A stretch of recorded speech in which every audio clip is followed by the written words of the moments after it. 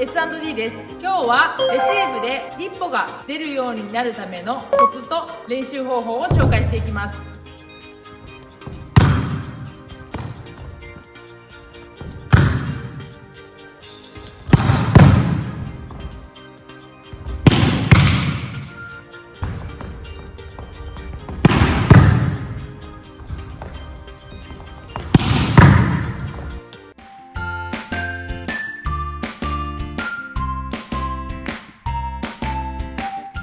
注意事項ですが、体の作りと筋力によって差があると思いますのでご了承ください。レシーブの基本姿勢からおさらいをしていきましょう。足の幅は肩幅より少し広く開きます。どちらか好きな足を半歩前に置いて腰を落とします。その時につま先より膝が前、膝より肘が前の状態で手を組んでいきます。この時の注意点は、重心を真ん中に置いて腰を落とすのではなく、足の母子球に重心を置いて股関節を折りたたんで腰を落とすように膝を曲げていきましょう。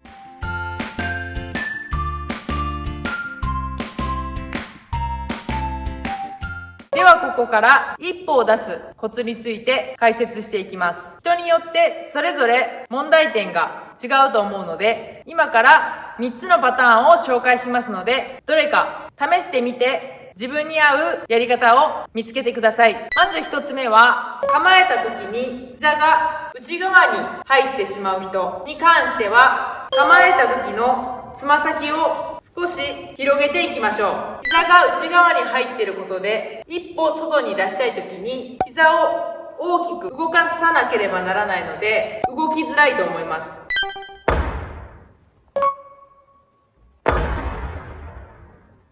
足を外に広げることによって、つま先が向いている方向に足は出しやすいので、スムーズに出すことができるようになります。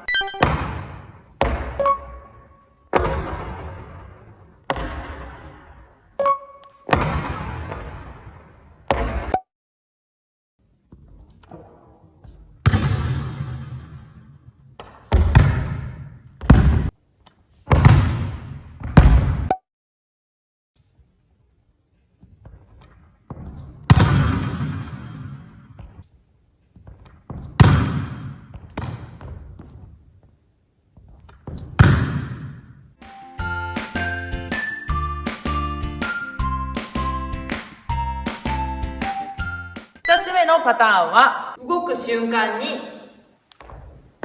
軽くステップを入れて動きやすくするということです。足がベタっとついて深く構えていると、なかなかすぐには足を動かすことが難しいです。なので、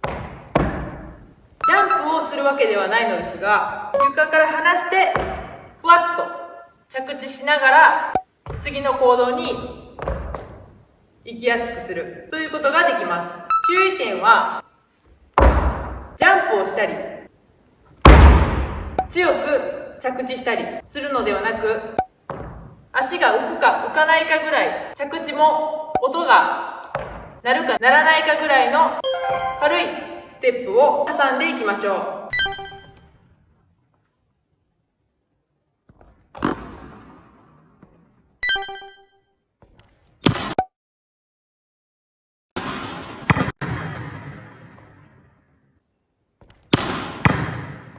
これも個人差がありますが、私の場合はインパクトをする直前に地面から足を離します。ただこのタイミングは人それぞれ違うので、対人練習などで練習をしてみてください。これができるようになると、左右前後どこにでもスムーズに動くことができるのでおすすめです。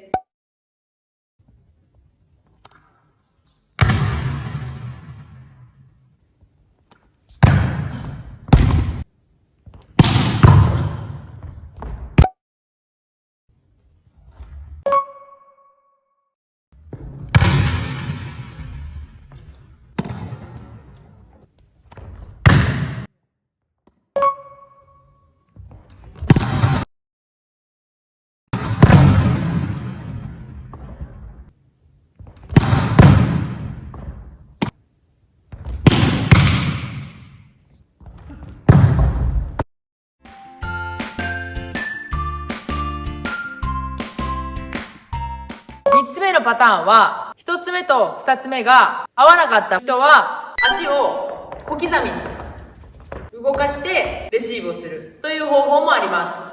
す。常に小刻みに動かすことで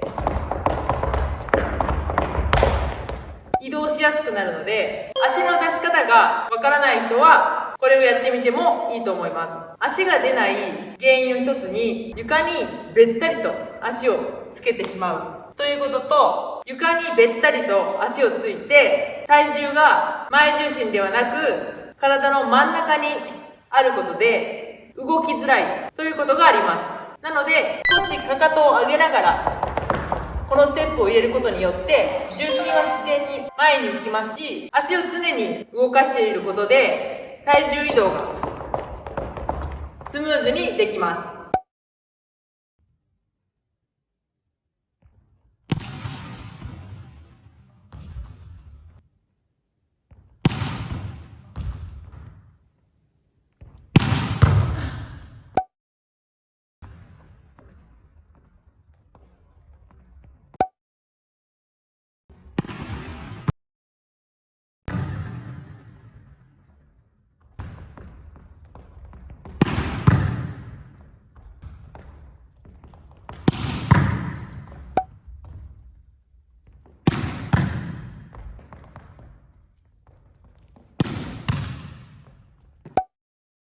今日は3つのパターンを紹介しましたが、上達するにはまずは見よう見まねから始まって上手くなっていくので、一つずつやってみて合わなければ別のものをやってもらいたいですし、1日2日で分かるものでもないので、1週間2週間やってみて合えばそのまま使ってもらって、合わなければ別の方法で試してみるという風に自分のものにするには時間がかかるので、諦めずにチャレンジをしてみてください。今日の動画は以上となります。最後までご視聴いただきありがとうございました。